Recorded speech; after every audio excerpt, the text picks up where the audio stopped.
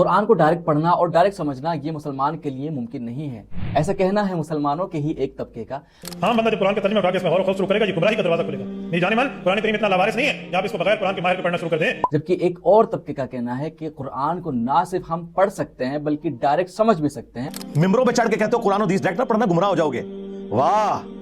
تو ان دونوں میں سے صحیح کون ہے، غلط کون ہے، یہ جاننے کے لیے سب سے پہلے یہ سوال قرآن سے پوچھتے ہیں۔ سورہ بقرہ کی ایک آیت ہے جس کو دلیل بنا کے کہا جاتا ہے کہ قرآن سے تم گمراہ بھی ہو سکتے ہو۔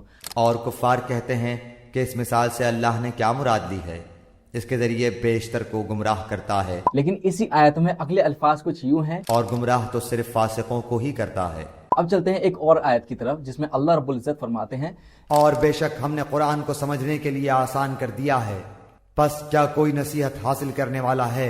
دیکھو قرآن میں دو طرح کی آیات ہوتی ہیں، جس میں سے پہلی ہیں محکمات آیات، یعنی وہ آیات جو کہ کوئی بھی عام انسان جب پڑھتا ہے تو فوراً سمجھ جاتا ہے کہ اس میں اللہ نے کیا کہا۔